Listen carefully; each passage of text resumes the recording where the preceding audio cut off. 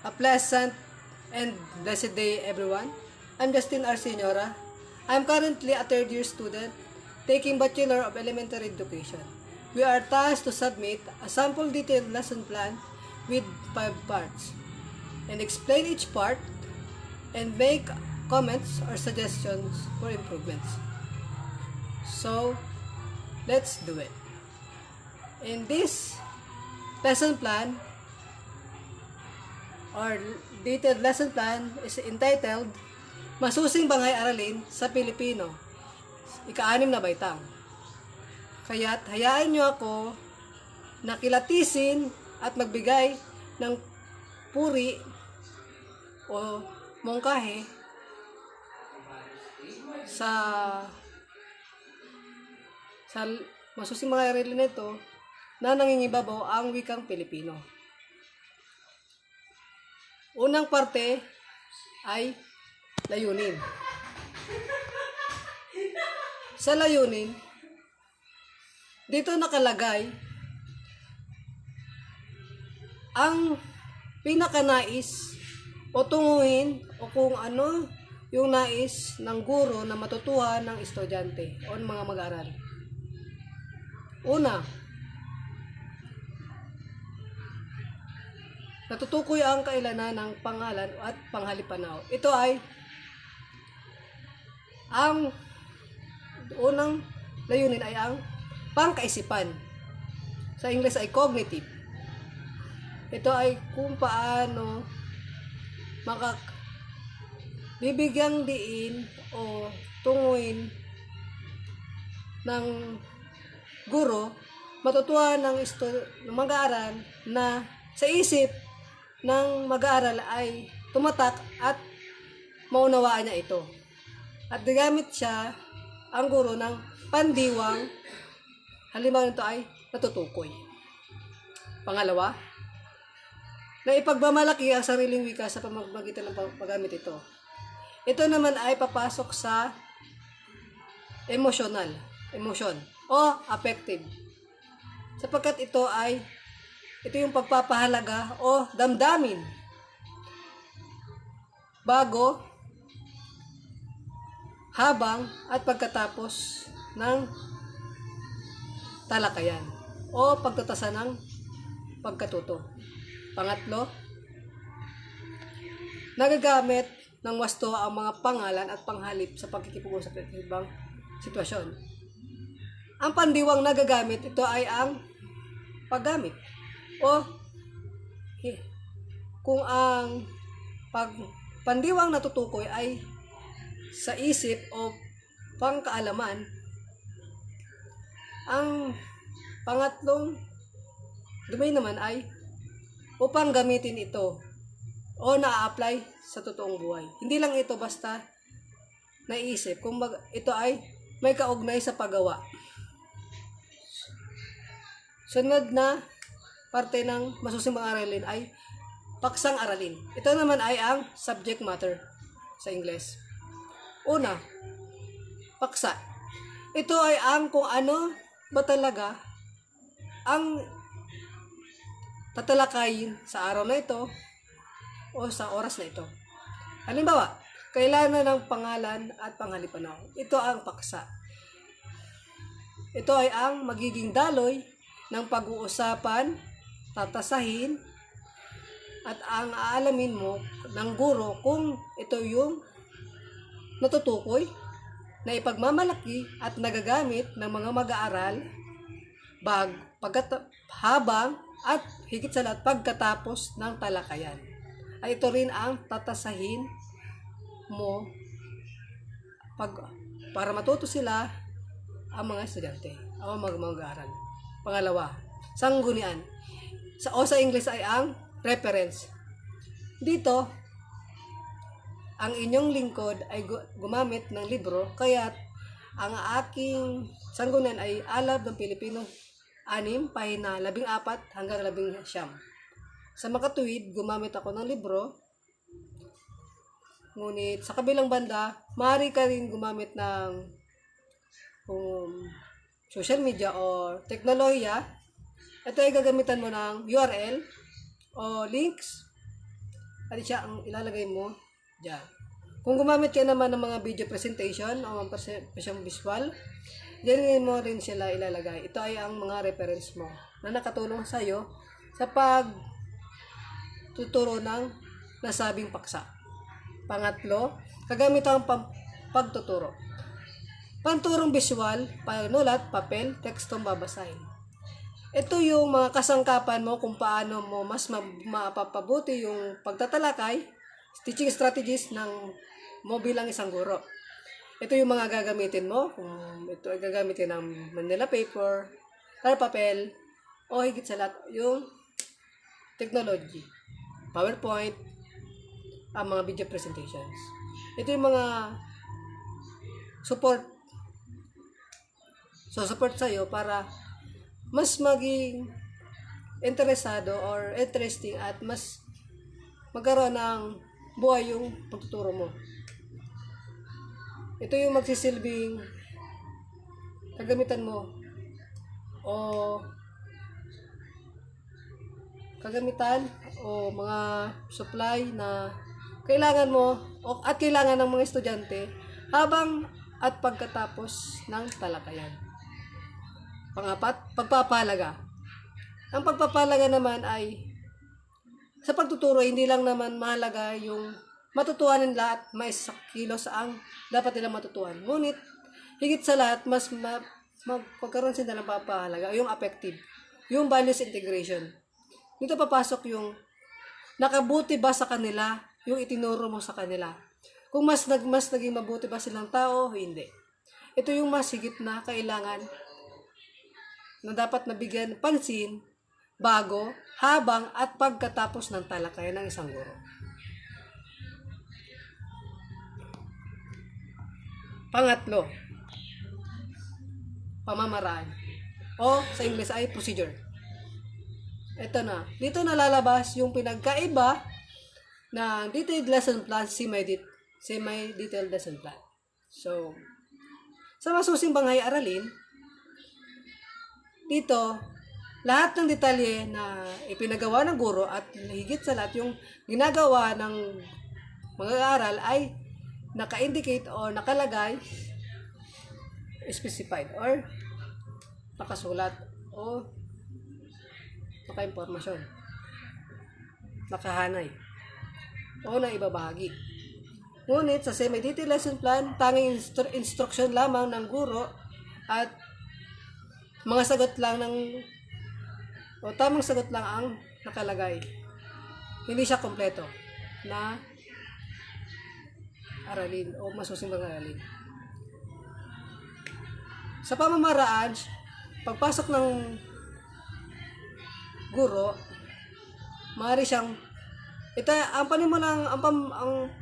pamamaraan niya ay panimulang gawain. Ito ay magsisimula, hindi pa ito yung mismong talakayan. Ito ay bago mangyari ang talakayan. Una, sa panimulang gawain ay panalangin. Gawin mo itong simple ngunit makabulang pagdarasal. Ialay mo ang oras na ito para sa Diyos at yung talakayan ito para sa ng kataas. Pangalawa, pagbati.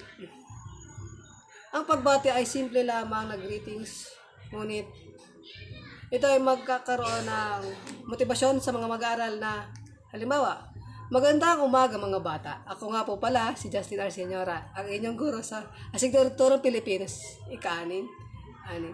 Tawagin niyo na lamang akong Ginoong Pojas Pogi. So, doon pa lang, kung hindi sila kumbisido na Pogi ka, ay matatawa sila. Pero kung kumbisido naman ay, makukuha mo yung atensyon nila. Pangatlo, sa panimulang gawain, pagsasaayos ng silid-aralan. So, dito, napagdasal mo na sila, napag-greet ka na. So, bago mo sila papaupuin class, may now pick up that pieces of dirt, o magsilinis mo sila ng silid-aralan bago kayo magsimula. Sa ganung paraan, na-maintain yung classroom management as well as yung cleanliness upang bago pa man kayo magsimula ng talakayan ay Kung walang electric fan ay mabubuksan na, well ventilated na, at presko yung area ng pag-aaralan, yung mismong classroom. And hindi kayo masyadong crowded and organized yung upuan. Yun. Pang-apat, pag-check ng liban at diliban. O pag-check ng attendance. Sa pag-check ng attendance, ito ay maaaring ilagay sa upper left corner ng blackboard. Ito ay tama. Ang guro ay maaari niyang hingin yung liban at diliban o yung mismo attendance sa sekretarya. Or maaari siya magtanong, class, who are the absent? Sino ba yung liban sa klase? At lista niya lang sa upper left ng blackboard. So, sa unang bahagi, tama yung flow. Yun yung bago mag-discussion o talakayan. Panglima, sino ang ito naman yung balik-aral. Ayan, balik-aral. Sino ang makapagbigay ng tinalakay at natutunan sa nakarang talakayan? Ito, ang kahalagahan ng pagbabalik-aral ito ay napakahalaga sapagkat bilang guro, alaman mo at na kung may natutuhan nga ba ang mga mag-aaral sa dati mong tinalakay bago ka magsisimula sa panibagong talakayan. O bago sila magpuproceed dun sa panibagong, dapat nilang makuha ang competency o matutuwa nila. So ito yung napakahalaga upang matasan mo at ma-elaborate mo pa yung dapat na naatinan nila bago sila pumunta sa bagong talakayan na dapat nilang matutuhan. Ito naman ay activity o motivasyon. Pagaganyak. Ito ay, hindi pa ito yung formal na talakayan. Ngunit ito na yung kukuha ng interest o atensyon ng mga mag-aaral upang hindi sila distracted sa mga gagawin habang nag-discuss. Kumaga hindi sila mag-cellphone, hindi sila masyadong makulit. Dapat dito pa lang, pag magsimula yung discussion o yung talakayan, ay mukha mo na yung atensyon nila at kasi dapat bilang mo isang mag-aaral o bilang isang guro ay dapat matutuhan na natin yung makuha na natin agad yung atensyon nila bago tayo magtuturo. So dito, ginawa ko ako ay may papabasa sa kanila para makuha yung partisipasyon nila sa paggaganyak pa lang o motivasyon pa lang dito, bago natin simulan ang ating talakayan, sino ang gustong magbasa. So dito, ginawa ko halimbawa may 4 na paragraph. So ang ginawa ko, may 4 na mag-aaral, tig-isa silang paragraph. Pwede naman, gawin dito sa bawat sentence, tig-isa silang babasahin. Tig-isa silang pangusap. Pagkatapos isa naman, para yung lahat sila ay nagagawa o nagbabasa. Pangalawa, pagaganyak na tanong. Ang tanong na ito ay base dun sa binasa o pinagawa. Halimbawa, matapos basahin ng talamboy ni Dr. Jose Rizal, klase ay hatiin sa 2. Ito ay yung activity na papagawa.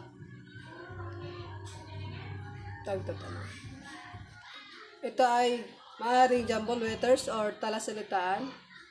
Dito, gumamit ako ng jumble letters para buuin nila talasalitaan. At ito yung nabuo. Nasa student procedure, student activity. Gawain ng mag-aaral. Dito pa lang ay masasabi ko na nakuha ko ng interest nila sapagkat dito ay grupo sila at may 2 competition na mangyayari kung pataasin sila ng score. Dito ay magiging masaya ng mga mag-aaral. Pag-unawa sa binasa mula sa binasa teksto. So, ito ay pangalawang activities sa kanila upang mas makuha yung atensyon nila at mas maging interesado sila sa discussion o talakayan. Ayan. Dito sa una pa lang ay bakit kailangan may pagmalaki ang mga bayani? Dito ay kinukuha ko na kung na-appreciate or may damdamin na ba sila sa mga sa binasa nila or tinatansa ko na kung gusto ba nilang matuto o Masaya ba sila sa binasa nilang tungkol sa buhay ni Dr. Jose Rizal? Ayan, dito pa lang ay bilang guro ay malalaman ko na kung interesado sila, kung handa ba sila o matututo ba sila na dapat nilang makuha at matutuhan. Sunod, analysis. Ito ay bago ako tumungo sa talakayan ay dito ma-analyze ako base dun sa binigay kong preliminary activity o panimulang activity na kung may partial knowledge na ba sila or may paunang karunungan na ba sila dun sa i-discuss ko o wala pa. Dun pa lang ay ma-assess ko na yung mga students kung mayroon na ba silang natutuhan o may natutuhan ba sila or partial or wala pa. Dito. Bago ako magsisimula, bago tayo magsimula bilang guro, dapat ipaalam na muna natin sa kanila mga mag-aaral ang mga layunin. At ito na ngayon, nabasa na. Ayan, dapat alam nila para clear sa kanila. At sa paggagawa ng layunin, dapat ito ay may clarity of focus, kung ano ba talaga yung clarity of focus, kung ano ba talaga yung dapat nilang matutuhan. Kung dapat ito ay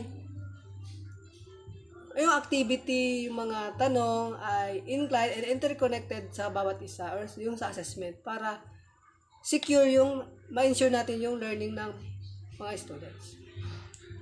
At dapat high expectations tayo sa kanila.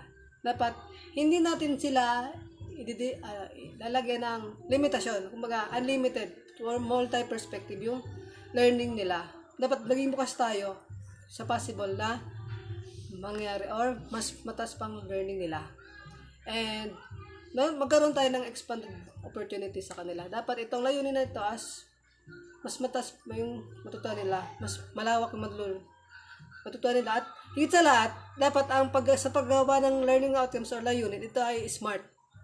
Ito ay specific, klarado, or yung tinatawag na mga verb, yung action, yung mga dapat matutuin. Ito ay klarado, specific, and concise.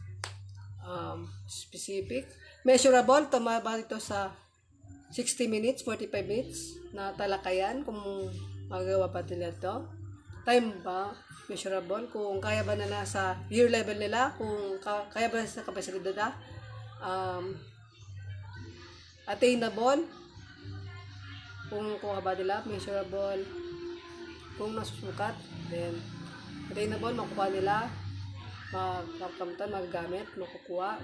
Mapaprocess. Time-bound. Time-bound. Tama sa oras. Then resource-oriented or yung mga gamit ba ay align dun sa ipinapagawa or gagawin nila. Yun, time-bound. Or tama sa oras. Smart. Be smart. Yan. Abstraction. Ito na yung formal na discussion, talakayan. Yan. Para makapunta ka dito ay kailangan mo gumawa ng segue or yung dumako naman tayo sa ating formal talakayan. Yun. So, dito ay energetic ka na at dito pala ay sustain na yung or attain mo na talaga yung interest ng students, yung attention nila. Para habang talakay ka na ay andyan na sila at fully behave na sila at hindi na sila makulit at yung focus nila ay nasa sa'yo na. Ayan. Sa bawat babasahin, yung ginawa ko dito ay pinabasa ko muna sa kanila yung mga meaning, yung pangalan, which is pronounced in English. Pangalan. Ayan. Ayan. Buting binibini.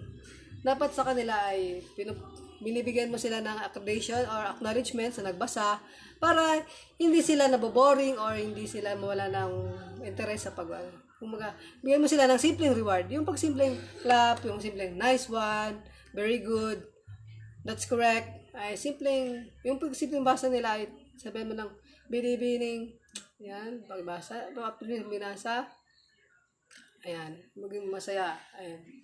Para sila ay okay sa'yo at saya sila. Hindi sila maboboring at fully attention sila sa'yo. And well participating. Yan. Yan. Then, sa pagpapabasa naman ay hindi dapat isa lang. Dapat tawagin mo na yung active din. Sunod naman yung mga batang hindi nagtataas ng kamay. Yung mga quiet. Para pati sila nagpa-participate as well as nalalaman mo rin kung marunong silang magbasa and kung na may naunawaan sila. Ayan. Dito naman. Ayan na yung tayo mga discussion pa. Discussion. Diba? Pero parang talakayan. Yung A. B. Ito na yung summary. Pagbubuo o paglalahat. Ito na. Dapat dito ay wala na yung visual aid na ginamit mo. O yung presentation, video presentation na ginamit mo, yung WPS o yung PowerPoint natin din na to para dito pa lang ay malalaman mo kung may natutuhan sila. Hindi sila mag-cheat sa'yo. Yan, nakaka-discuss. Yan. Dito ay, yan. Pag tinanong mo sila, ito ay assessment for learning. Kumaga dito ay doon pa lang ay habang nangyari yung discussion ay o talakayan ay ina-assess mo habang sumasagot sila kung may natutuhan sila. Yun ang tinatawag na assessment for learning para na learning habang learning. Formative habang nangyari or habang nagtuturo. Next is sunod ay application. Ito ay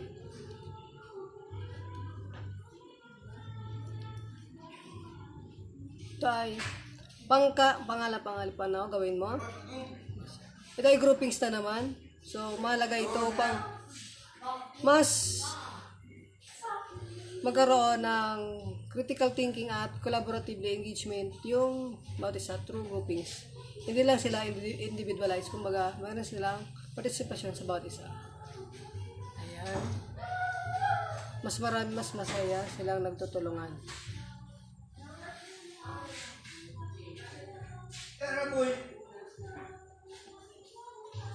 Dito sa application ay ito ay sa loob pa ng klase gagawin. Oo. Yan. Evaluation.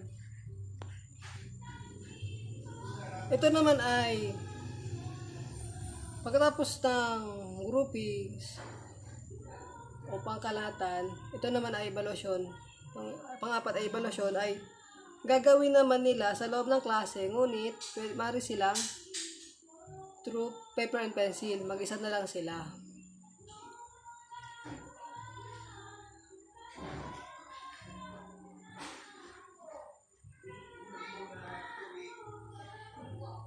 Dito pala sa aplikasyon ay kung nagawa tayo ng groupings ay dapat, halimbawa, kung may dalawang groupings, dapat magkaiba yung activity na papagawa mo. Kumbaga, halimbawa, sa unang pangkat ay sa unang grupo ay papagawa mo sila ng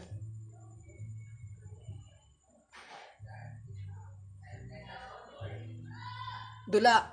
Kung sa unang pangkat ay dula, maaaring sa ikalawang ano naman ay unang grupo ay dula, pangalawang grupo ay maaaring true sulat or sulat din. Pero ang ganda rin itong dula parehas, pero magkakaiba na lang siguro sila sa process or yung mismong execution nila.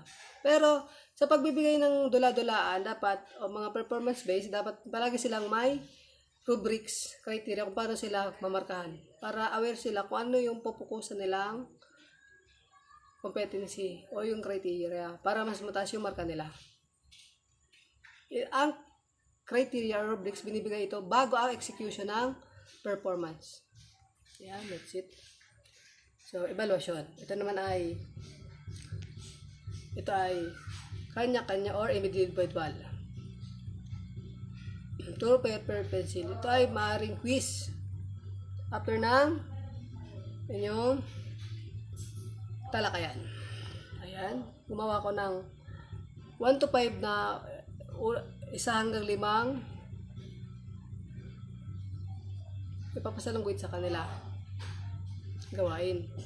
At yung B ay salungguit din. Ikalimang parte ng masusimbayang aralin yung takdang aralin. Ito naman ay ang gawain nila sa bahay nila. Kumbaga, tapos na yung assessment for learning. Ay, hindi. Sa loob ng pero patuloy mo pa rin silang i-assess hanggang sa tatapos na yung yung pag-assess mo sa classroom.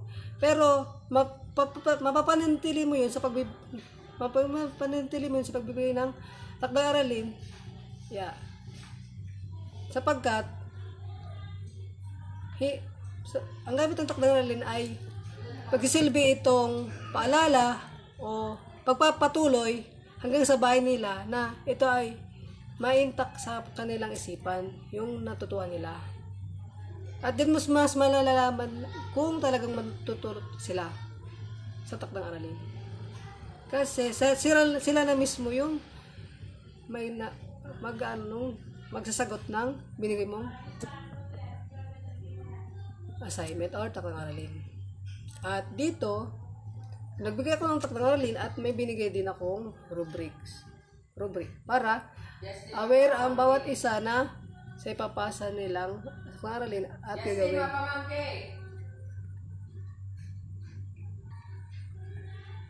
Ayan. Siguraduhin lamang natin na yung ibibigay nating rubrics or criteria akma sa ibinigay nating evaluation o activity. At naglagay din ako ng pangalawang takdang aralin. Ito ay preparasyon sa susunod na talakayan. Ngunit siguro hindi ito yung nasa curriculum guide. Kaya dapat kung ano yung sunod na takdang aralin ay dapat inclined siya or connected siya dun sa susunod na talakayan. Para yung students ay may panibago na naman na preparasyon or handa sila sa susunod na talakayan. And that's it. Thank you. Happy Mother's Day to all. Mother. Thank you. And Happy Mother's Day sa lahat ng teacher. Maging lalaki man na babae na guro. Salamat po. God bless.